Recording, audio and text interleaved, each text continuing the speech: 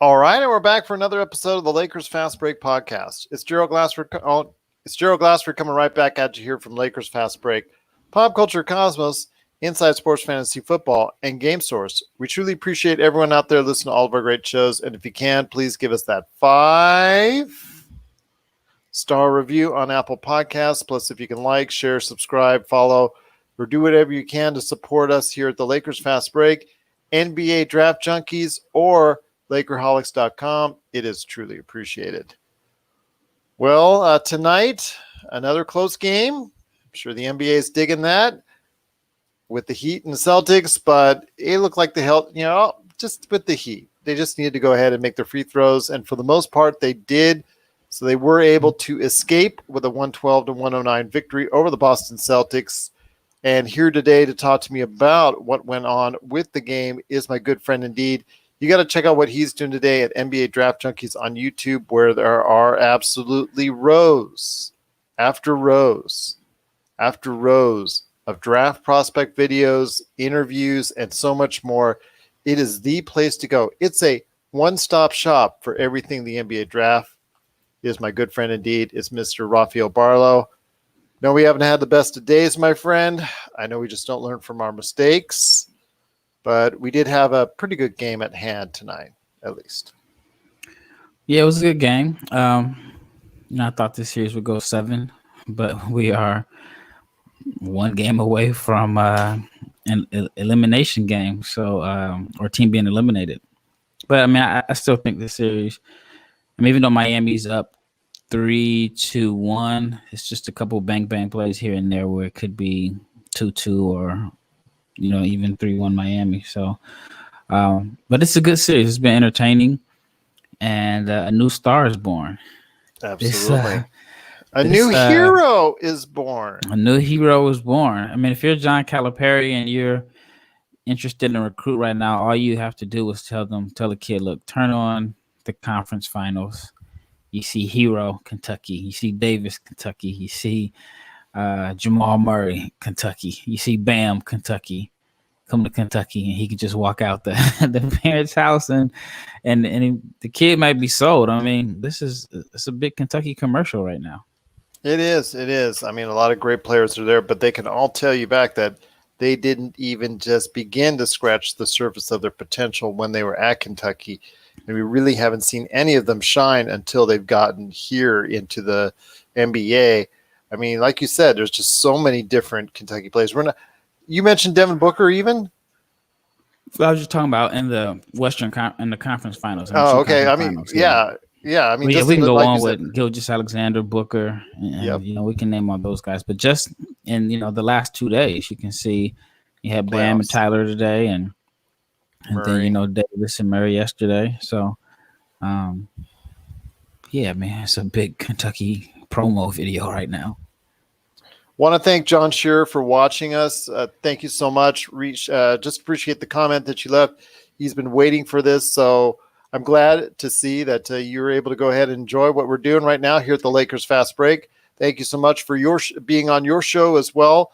I just cannot thank enough, so I'll give some pub to it later on in the program. But Rafael, I wanted to go ahead and give you some big props out there because you were seeing the trends as it was taking place in the course of this series. I mean, we're still thinking it might go 7, but I mean, just so many different options for the Miami Heat. And I'm showing everybody on Facebook Live the stats and where they laid out at.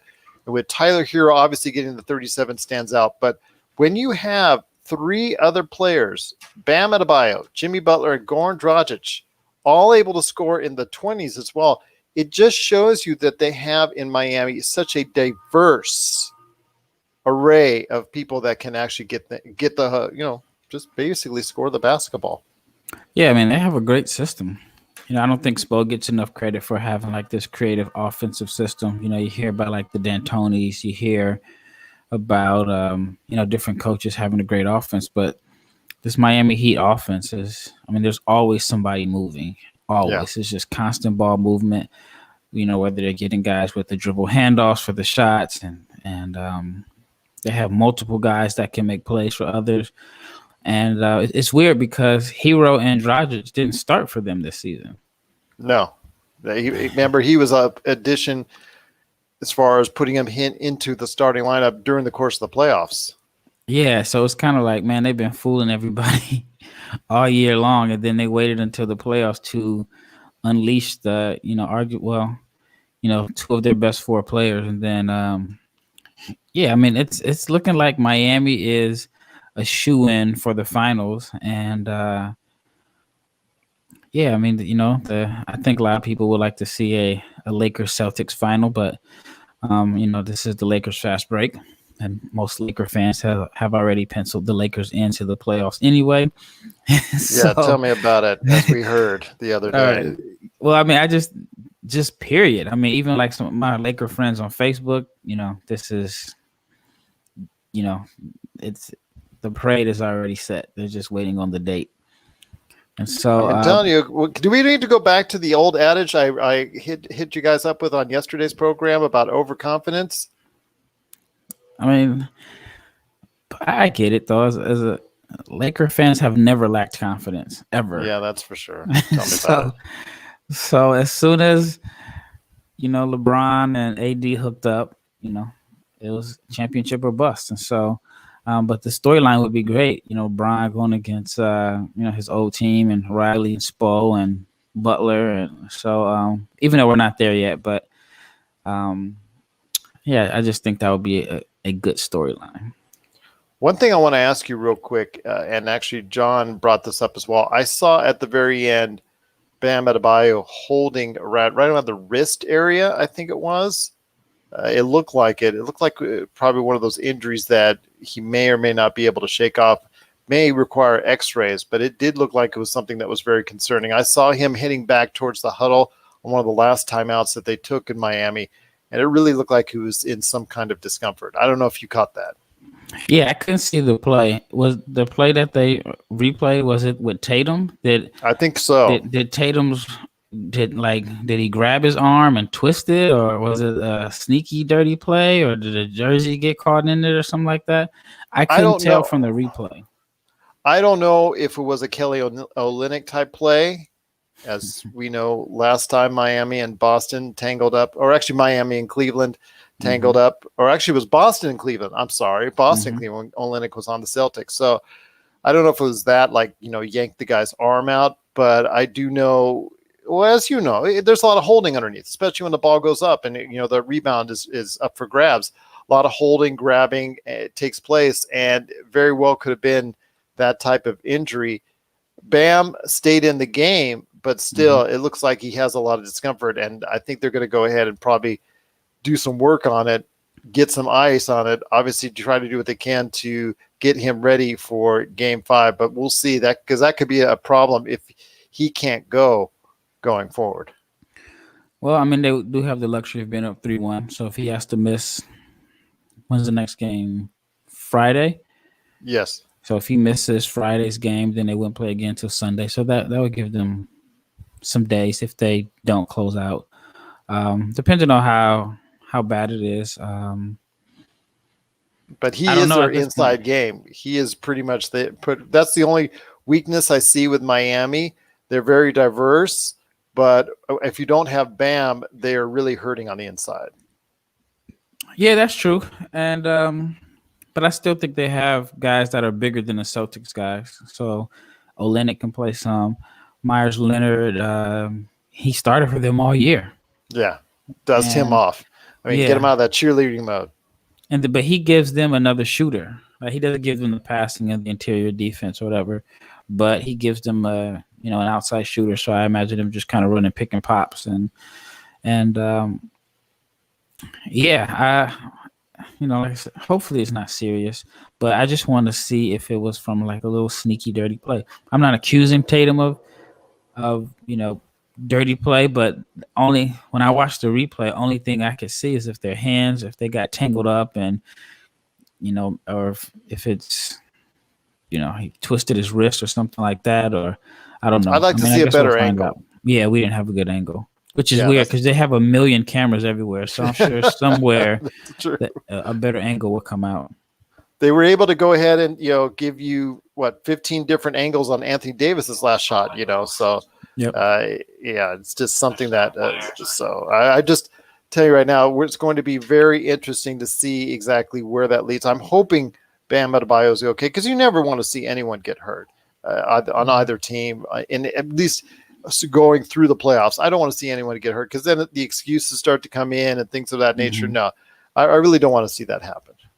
Yeah, was it his left wrist? It looked like it was his left wrist because he was holding it. Yeah, I just see a tweet from Ira Winderman, who covers the Heat, and Bam said he just twisted it.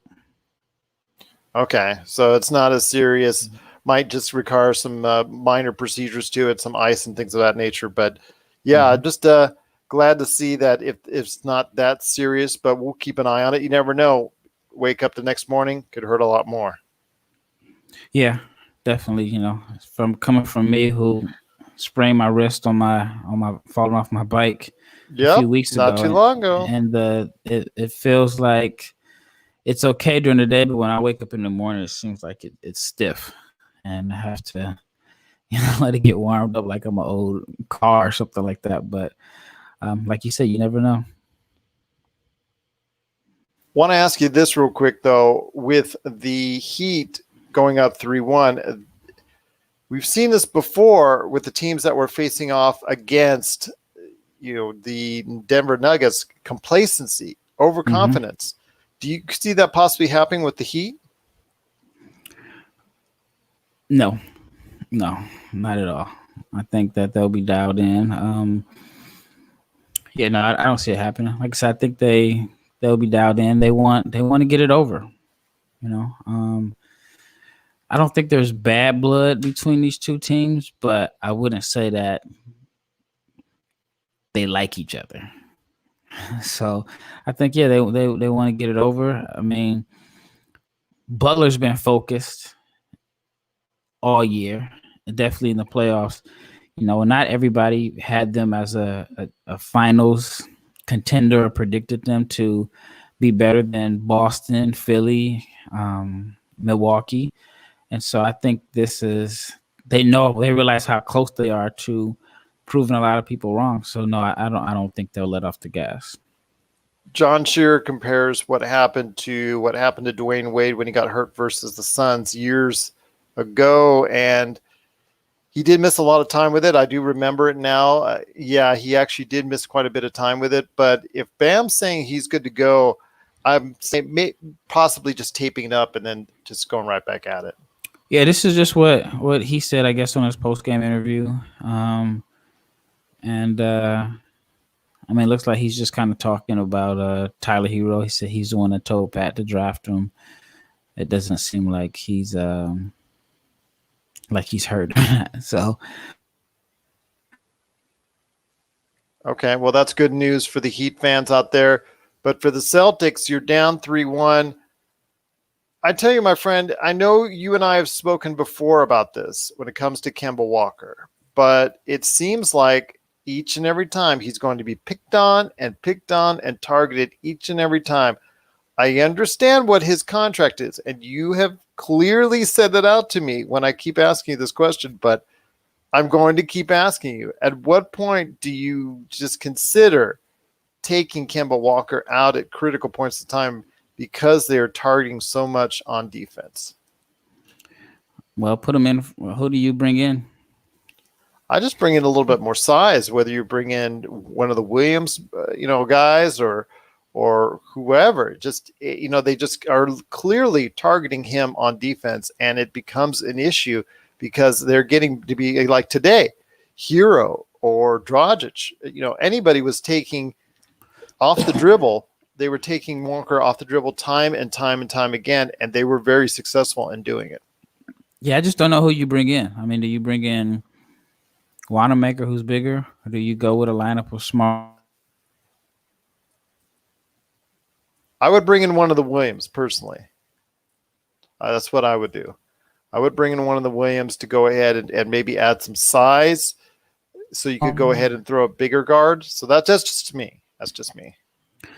Yeah, I mean, I understand where you're coming from. I just don't know, where you get your – I mean, I think Kemba's such a big, important part of their their offense. And so I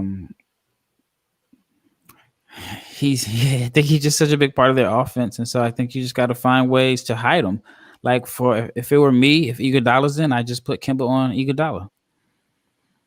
And if Miami starts trying to run plays for Iguodala, then then they're out of their offense because they normally don't run plays for him. Or if Crowder's in, I don't think they're going to start running post plays for Crowder, and Crowder's mostly shooting threes. So I would try to find ways to hide them, and maybe even throw in some zone, a little bit of zone. I mean, we've seen teams run some zones in the playoffs. So yeah, I just think you got to find ways to hide them. Yeah. Saw the Lakers do that yesterday, and obviously Miami's done that on more than one occasion, pulled that out in a second half type deal and was successful with it. I agree with you, but they've got to go ahead and hide Kemba Walker a little bit more effectively, or else they are not going to get back into the series, because there are those critical points in the third and fourth quarter where Miami is just targeting and looking out for Walker. And again, he's out there on top on an island, and he's just not able to guard his man. And honestly, I don't feel like that was the big key to the game today. It was the turnovers. Boston had some terrible turnovers. I mean, near the end, yeah, I agree. About when it was about 2-3 minutes left, they made some critical errors. Well, even before that, I know Butler had a bunch of steals where it looks like he knew where he knew where Boston was going with their passes and their plays. But yeah, the turnover margin was Boston had 19, Miami had 8. There you go, right huge. there. That's do you know what the points off those turnovers were? I'm not sure the points off turnovers, but 8 turnovers. I mean, Bam led Miami with 3. Brown had 4. Tatum had 6. Smart had 4. Kemba didn't have any turnovers. And so, I mean, I think in a game like today, 19 turnovers is big. Right. And if you take Kemba out, then, he's the one that was taking care of the ball the most.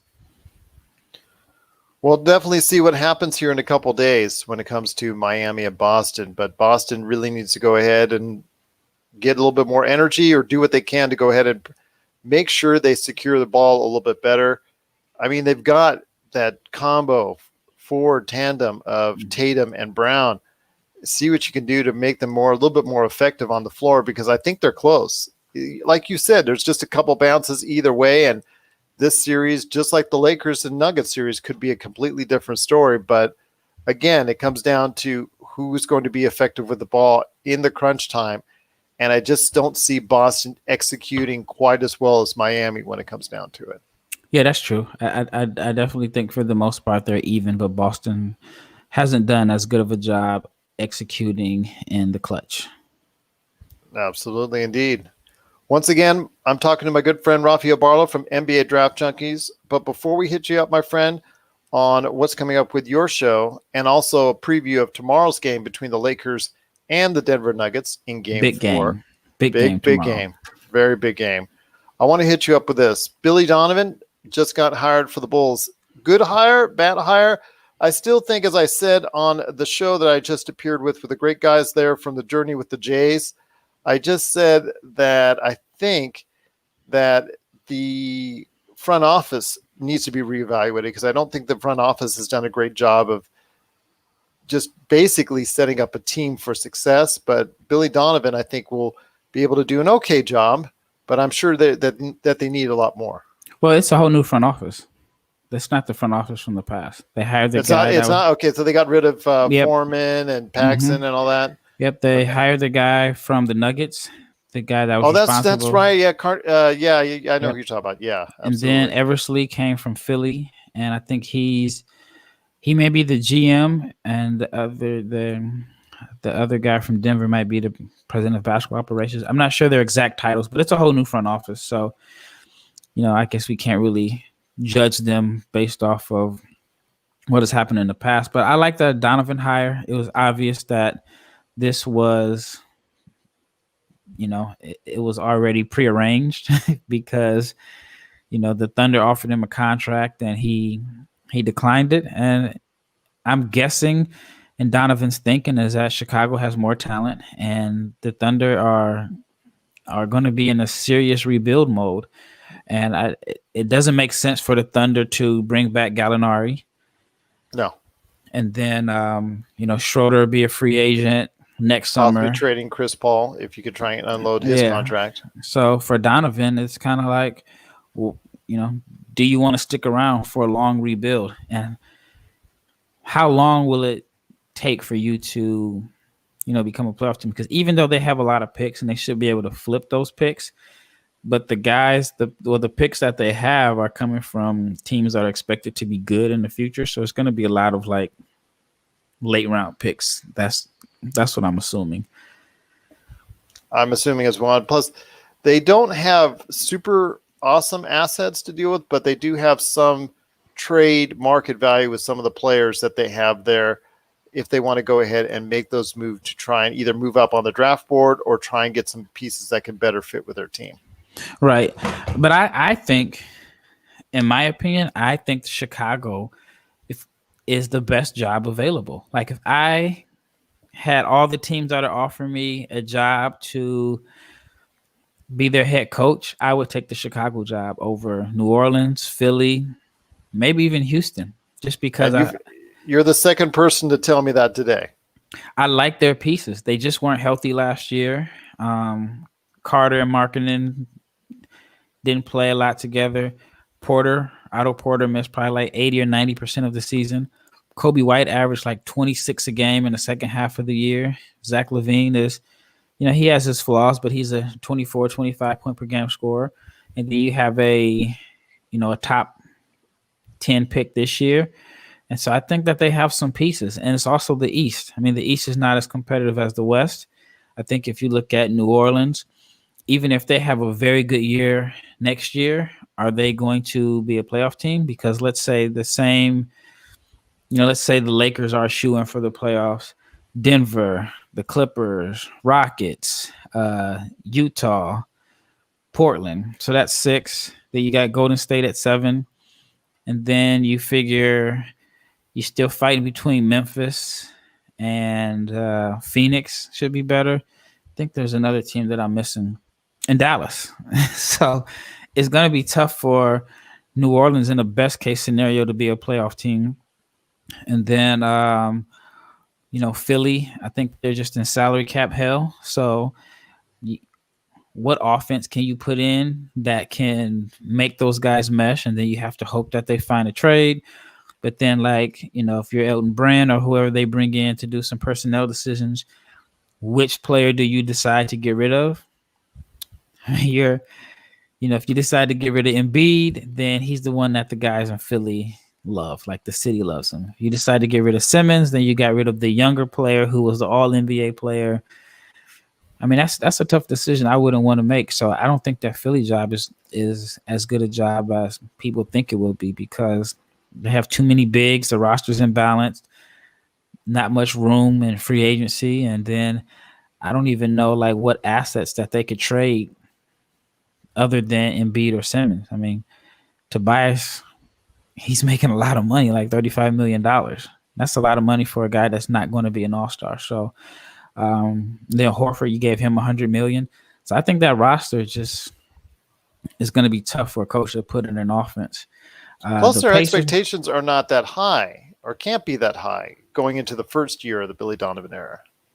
Chicago, yeah. I mean, I just think that I look at their roster, and I think that if they can make the playoffs next year, I think they can be better than Orlando. Orlando was the 8th seed this year, and I think, what teams in the East, you figure Toronto will be back. Philly should just make the playoffs off of talent alone. Boston will be there. Milwaukee, Brooklyn is supposed to be a lot better. The Pacers should be there.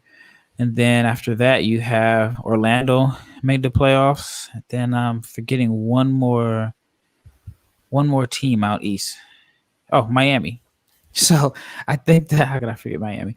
I think that they could easily pass up Orlando for the 8th seed, and then you just kind of grow from there. Well, I'll tell you what, I can't agree with you more on that assessment, but yes, if they can go ahead and just make some tweaks with the new front office. So I got to go ahead on back on Journey with the Jays and tell them, you know what, they do have a new front office in place. I remember them mentioning it. It just like went right through the radar because it was so quiet, hush hush type deal. But you're right, they do have a new front office in place, and they need to go ahead and make the changes necessary. Just some small tweaks here and there. But yes, you've got a lot of youth on that roster. Is it going to perform? Is it going to stay healthy? We'll wait and see. I had picked the team to actually sneak into the playoffs last year, or this season, I should say. So if they can at least play up to the level that I think you are thinking and I'm thinking that they're capable of doing, I think they can go ahead and sneak into the playoffs next year as well. Yeah, definitely. That's why I said I like that job. I mean, they have the 4th pick. So you have a talented roster with the 4th pick. And if you want to package that, then I'm sure you can get, a pretty good asset for that or whatever. So I like their talent, and that would be the job I would take if I had any job. I think with Indiana, they should be solid, but you don't know what the situation is going to be with Oladipo going forward. But they were good without him. They were the 4th seed without him most of this year, so they should be okay. But it just seems like if you're the coach of that team with Oladipo coming up on a contract year, you have to favor him. Like, you're going to have to try to appease him to keep him, and which to me, the D'Antoni rumors somewhat make sense, because if you get him in a D'Antoni offense, then he may average 27 and 8 assists, and it's going to be hard for him to leave if he's putting up those type of numbers in that system. So that's why I wouldn't be too high on that job. Well, I hear you, though, but I'm just saying right now when it comes to Chicago and Zach LaVine possibly being on the move for assets, things of that nature, I think I hear Laker Tom somewhere in the background working up a trade. I might guess JaVale McGee, Danny Green, and Kyle Kuzma. Yeah, just throw in there for Zach Green. Now he'll keep Kuzma. He'll throw in the 20. He'll throw in the 1st round pick. Sure, why not? It's not his assets. There you go. Just go ahead, just send them on out. But it is a great time always when I talk to Rafael Barlowe with the NBA Draft Junkies. Before we head on out, I want to give a big thank you to John Shearer once again from Journey with the Jays, plus also as well Calvin Kontek. Calvin, thank you so much for the great comments about what we were talking about when it concerns the Miami-Boston series. Truly appreciate your insight and your great comments indeed. If you have any questions for us, he is at Barlow500. I am at Lakers Fast Break on Twitter. But before we head on out and Rafael gives you the lowdown on what's going on with NBA Draft Junkies, we got to go ahead and preview the big game tomorrow. It is a crucial game 4. I think, as what we had talked about on Journey with the Jays, was about all the momentum being on the side of the Nuggets, and I can't say I disagree with that assessment. Yeah, I mean, if I'm Denver, and I try to look at it from both perspectives, if I'm Denver, I feel I feel confident. I feel like they have the momentum, and I'm Mike Malone. I tell my guys, we are an Anthony Davis missed shot away from being up 2-1. Yep. And if that block doesn't go out of bounds, then the Lakers don't have that opportunity. So I would be confident. I feel like for the most part, if you take maybe the last 6 quarters, I feel like Denver has been the better team. But if I'm LA, I feel like, we're still up 2-1. We have arguably, most people will say, the best 2 players on the floor. And if we can just get one of our guys, whether it's Green or KCP, to, score 15, then we'll be good. So I think both teams should be confident, but it's a big game. If it goes 2-2, and I think the momentum is definitely going to swing in Denver's favor. I agree with you on that, and that's what you were saying earlier on Journey with the Jays. I also think that your assessment on role players, I mean, you cannot let Jeremy Grant and Monte Morris go off like they did. Even with Michael Porter Jr., even on days where he's gone off, I mean, other teams have been able to get away with it because of the defensive prowess he doesn't have as of yet. But when it comes to Monte Morris and Jeremy Grant, who are in there for a lot, in case of Jeremy Grant, to play really the best defense he can on LeBron, because they put him on LeBron quite a bit. I think when you're giving 26 to him and a lot more to Monte Morris, that really hits you hard. It's the role players, the supporting cast. Whoever does better, I think it's going to go ahead and win the upper hand tomorrow's game. Yeah, I agree 100%. I mean, I also feel like if you're the Lakers, you want to dare Monte Morris and Grant to beat you. But the problem is you can't dare them to beat you while Jokic and Murray are still getting their beating numbers. Yeah. So I could see if, you're okay with Grant scoring 26, but Murray only has 17 or he's inefficient. So you can't have those, the two stars getting their points and then the role players gaining confidence. And, the Lakers have to figure out a consistent third scorer. I mean, I thought playoff Rondo showed up for about 4 or 5 minutes, and he did have an impact. Kuzma didn't have bad numbers, but they're going to need a consistent third guy. And then also, even if they didn't get much help from their role players, they have to rebound a lot better than they did yesterday. Absolutely. Yeah, they cannot get killed on the boards like that. Absolutely. Could not agree with you more on that. I mean, 21 feet of center, he got like 4 rebounds. I mean, that's only 4 more than me and you got yesterday. Just 4 more. SMH. But they get a chance to redeem themselves on Thursday against the Nuggets in Game 5. They're going to hopefully redeem themselves if you're a Lakers fan, but we'll wait and see. And you and I will be back here tomorrow night to cover it all. But before you head on out, my friend, I want you to talk about what's going on with your great site. I know, same day, same things, but I'll tell you what, you've always got great work coming up at NBA Draft Junkies. Yeah, I'm on my Laker time, so I got some stuff in the pipeline. I have got it in the chamber, as you say. Got it in the chamber. I got to be ahead. I have an interview tomorrow that I put out. It's a guy. He runs a site called tailgatetake.com, and he has some pretty interesting takes, to say the least. When he did part 1, he didn't have Onyeka Okongwu, James Wiseman, Obi Toppin, or even Denny Avdia in his top 14. So, he's definitely thinking a little bit different than most. Somebody even reached out to me and saying there should be a minimum requirement to have someone on your show. So he came back on to do part 2 of his big board, and he just, he has some different perspectives. And so, like I told him that, at this point, none of us are right. We don't know. We can't predict the future. Exactly. So you can't really knock him. But I also respect for the fact that he's thinking outside the box and he's not letting other mock drafts or the majority swayed him into thinking, different from what he sees. So he'll be on with the second part of his mock draft. So I'll probably put that up tomorrow. And then from there, I haven't decided which player that I'm going to do my next profile on, but I'm thinking it's going to be Jalen Smith from Maryland. There you go. I'm just showing everybody right now on Facebook Live, and you just had part 2 of your interview with Spencer Weber. Right. Yeah. So there you go.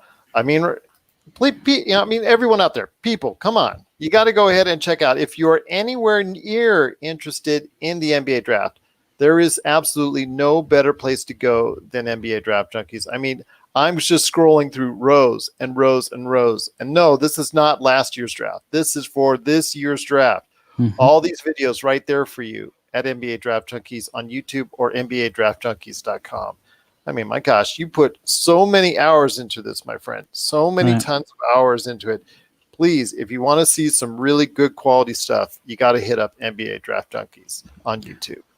Yeah, my goal is I want to do at least 5 videos a week.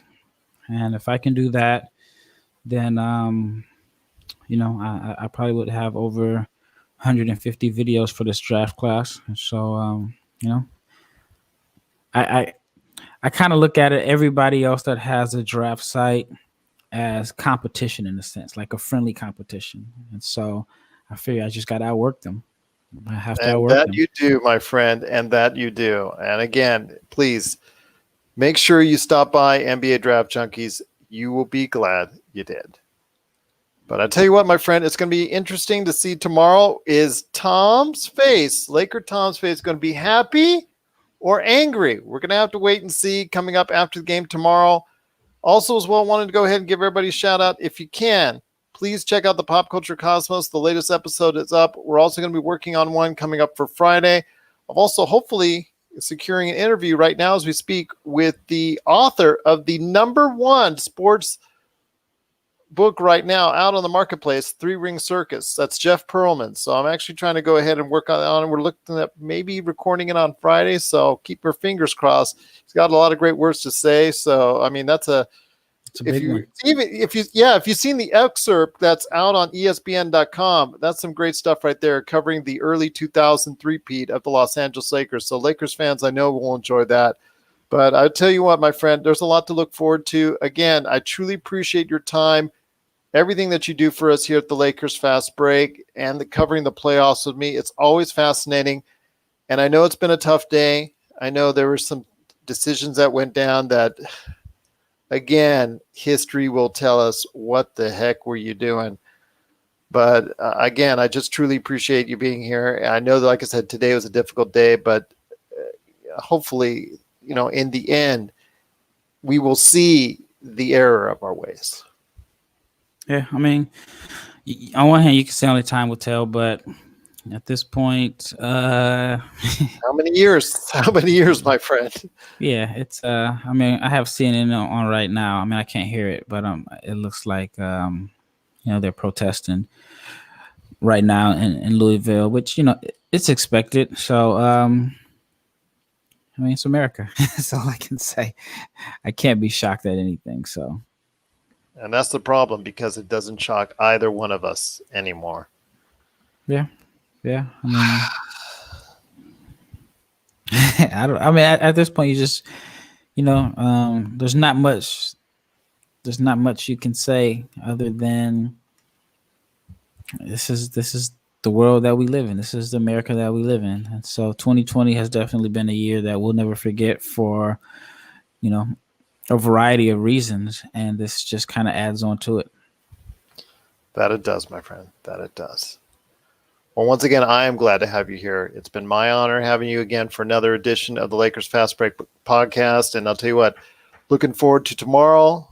Hopefully a good time for the Lakers. Hopefully we'll all be happy and smiling. Laker Tom won't be growling. Hopefully not, but we'll find out tomorrow right here at the Lakers Fast Break podcast.